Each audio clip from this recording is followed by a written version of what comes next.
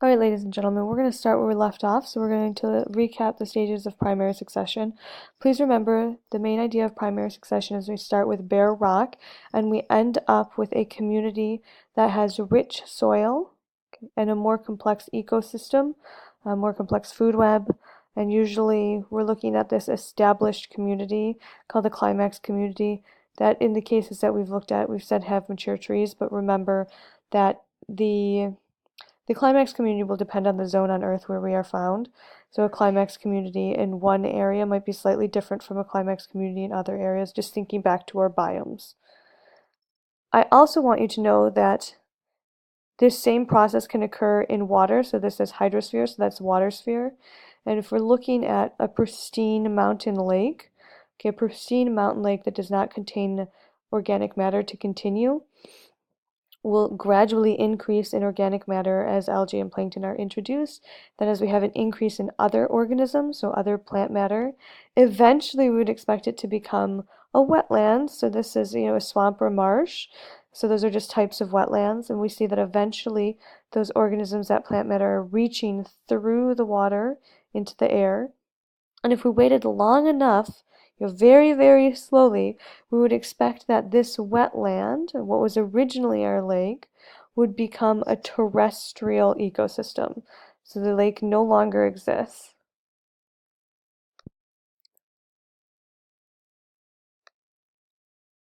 All right, now we're looking at secondary succession. So secondary succession is when there is a disturbance to an area that already has an established community and already has established soils. And then we're watching this process as the organisms return to the area in these different stages. So the disturbance that we're talking about could be a major disturbance like the eruption of Mount St. Helens, or it could be something minor. So we could have a smaller fire that killed some of the organisms, but not all of them. And then we watch this process over time. But we do not start with barren soil, so if we are barren ground or barren rock. If we're starting with rock as our primary surface, then we're talking primary succession, not secondary succession. So essentially, this is an abbreviated version of succession. So we're starting in the middle instead of at the very beginning because we already have soil established and there had already been organisms living in the zone. Now, if we're looking, okay, we already discussed the soil development being key, and it says that we could have different organisms move into the area primarily by wind initially.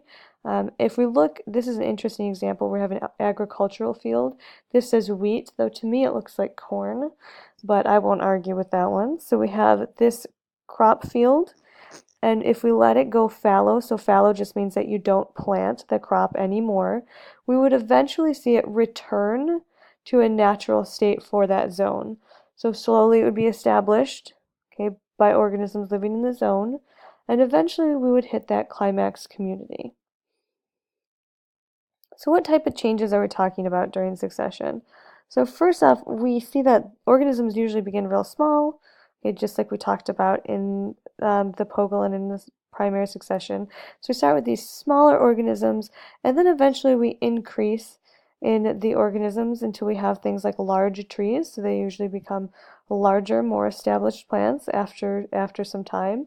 The energy flow becomes more complex because we have more organisms and we have these more interesting food webs as well. The soil becomes richer, so we get more soil depth, we get humus, so that's just organic matter that helps retain water. And then we get more nutrients within the soil as we consider things like trees dropping their leaves, which then decompose, or we consider these other animals that are defecating into the soil or onto the soil, and that helps to fertilize the area. In general, we see an increase in biodiversity as we go from the beginning stages to these middle stages, but then we see a slight decrease toward the very end as we hit our climax community because those organisms tend to outcompete some of the organisms that existed in previous stages. We're also going to look at productivity, so net productivity and gross productivity. And here we're just looking at net primary productivity and gross primary productivity.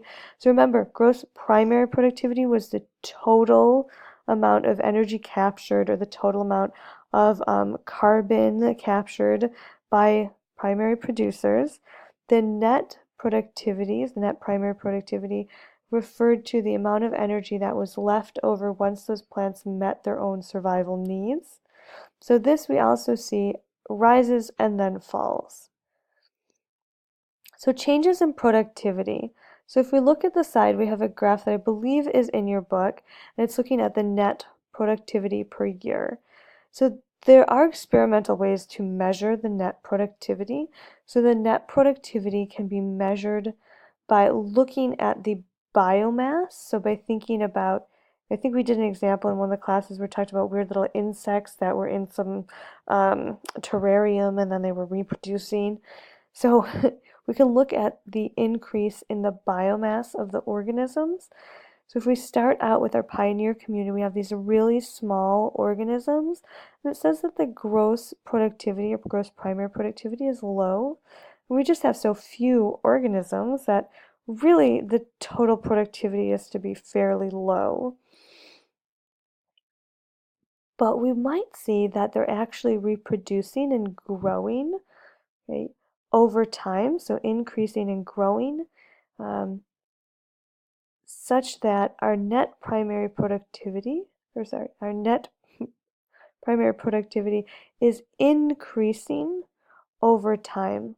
So if we went into this, I would expect to see an increase in the number of organisms and an increase in the biomass, because that's how we can measure this experimentally. So when we look, we see that there's a max here.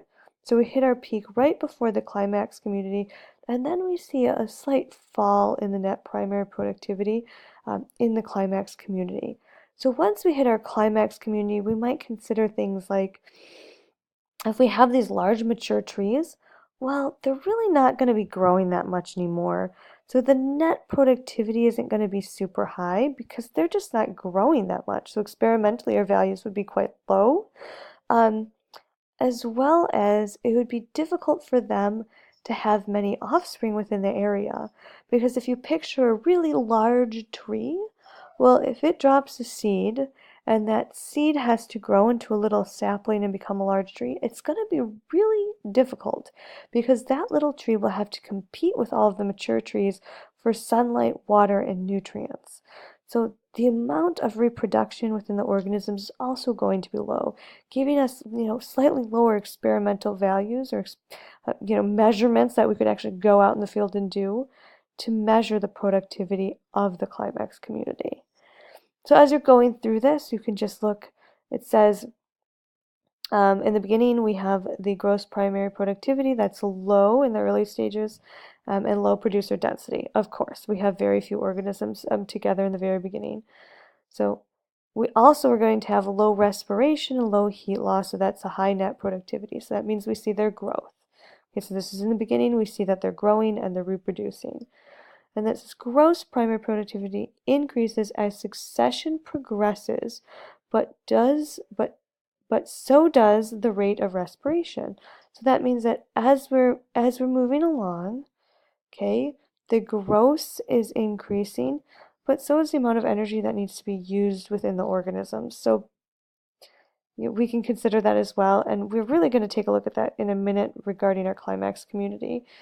So in the end, when we hit our climax community, really the organisms aren't growing that much, and we expect to see that the amount of energy they're capturing really is to meet their needs. Okay, it's not to continue to grow and reproduce. So then we get this productivity versus respiration ratio that's fairly balanced. This also just tries to maximize, to summarize those same changes that we just discussed. So looking at the productivity at the different stages within succession. Okay, so remember, think about this, the basics. So low gross primary productivity in the beginning. Okay, though we're having a high net primary productivity, things are growing, they're establishing. In the middle, we have a high gross primary productivity. And toward the end, things kind of flatten out.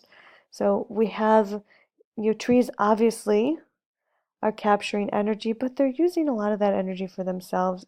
And we're not getting tons and tons of extra energy.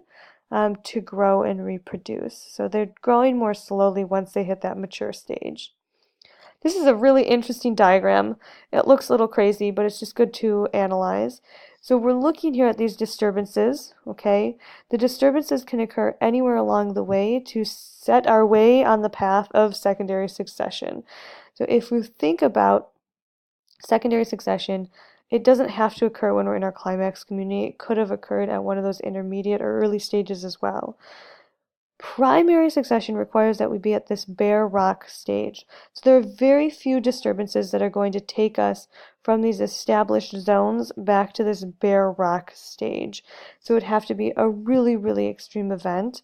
We mentioned that if we're just looking at Mount St. Helens, if we look at where the crater was formed, so where this huge 1.6 kilometer portion of the mountain was totally blown out the side, we'd have new rock exposed in that zone, and that would take us back to an area where we had primary succession occurring.